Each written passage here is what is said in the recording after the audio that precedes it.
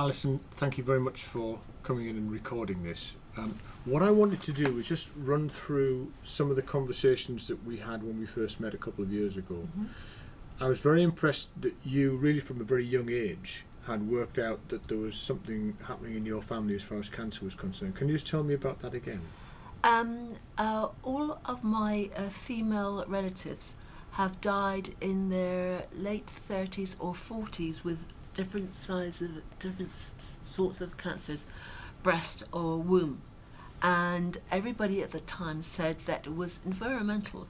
A lot of these people were pairs, husbands and wives. So why is it that all the women have died?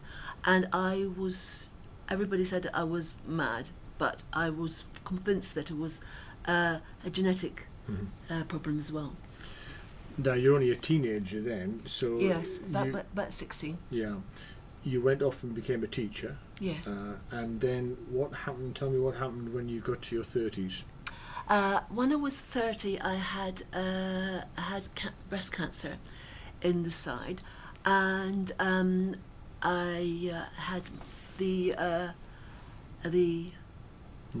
nodes removed later because at the time they were clear, so I had to do them another year. And then, of course, at the same about the same time, about a year before that, after that, my first cousin actually died of breast cancer, and I've always been absolutely convinced that there was a genetic disposition.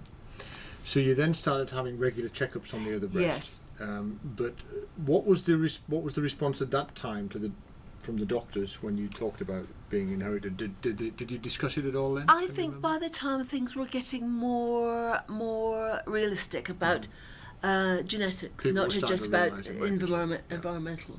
Yeah. Yes, I think so. But I've always been very strong because I was always certain that it was going to be mostly genetic. But nothing was actually done then until 2 years ago, which is obviously many years have now passed. Yes. So you asked again to be referred in for testing. I asked, and I gave all the it was all hearsay from my family, but I knew it was so strong. Sure. Why was it only hearsay? Why couldn't you get Well, more because detail? you know what somebody says, you don't know where the doctor is or what time they're doing where this is And lots done. of these people were long passed away, so couldn't go back to them. Yes. And they were from the southwest of England, as I recall. Yes, So deaf girl. So you came to see us in the clinic. Yes. And of course, as I explained to you, our guideline was that we should confirm the cancers before we did testing, but your story was so convincing and your own breast cancer had started so young that we decided to request a test. Actually, can I read to you what I wrote then, because it's actually quite instructive. So you'd be pleased to say this is true. On the 20th of May I wrote, articulate, well-informed science teacher, had breast cancer at 30 years, continued to have other breasts checked. 4 of 5 paternal aunts died of cancer early, 2 in 40s with womb, 1 colon in 50s, 1 in 50s with womb cancer, 1 with early womb cancer. Had daughter Linda who developed breast cancer at 30. Family were in Southwest, records inaccessible, unlikely to be fabrication, very sensible witness. Now I wrote that because of course we do get some families where people kind of fill the story in a bit just because they know that'll get them a test, but it did seem very convincing. And so I actually said support BRCA testing, and then I wrote down tellingly review the file in 6 months and follow up as soon as we get a result. So that was in May, but then tell me what happened, less than 5 months later in October? I had a bad stroke. Right. Just before I'd started to bleed, when I was past post-menopausal, excuse my speech, and I started bleeding a bit. And so I thought, that's not quite right. I had the stroke and I was still bleeding off and on. They didn't do anything about this, and I actually asked, I need to be tested. So you're in the hospital with the stroke, yes. But no one was paying any attention to you saying your periods because I sound like an idiot. Sure. And your periods had started again and no one made the connection exactly. at all. So in the end, I actually made such a fuss and they said, okay, we'll better do it then.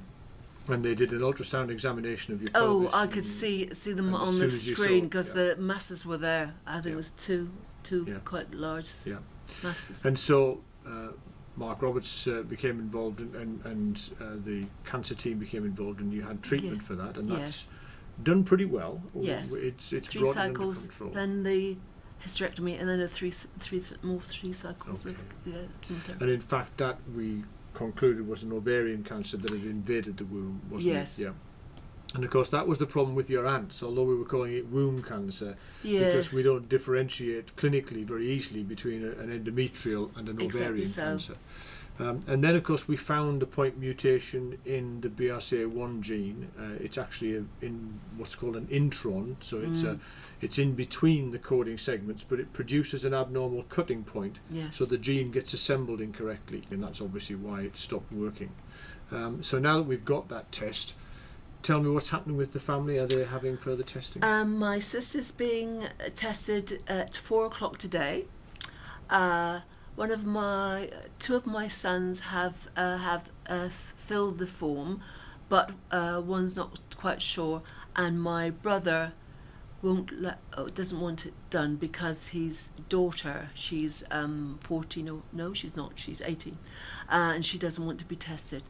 I wish she would think about it because genetics has been is so much more well done now, and we can actually save lives. I mean, I guess now. you can see from his point of view, it's a terrible burden to know Yes. that he carries that gene, and so he's Yes. sort of, and is often the case. People would rather not know, but I I can know. also see your anxiety that if they don't respond to it, Because if this has been done earlier, sure, I would at least be able to be a teacher still. yeah, 'cause I we could can offer you an could be offering. more useful. I'm a realist.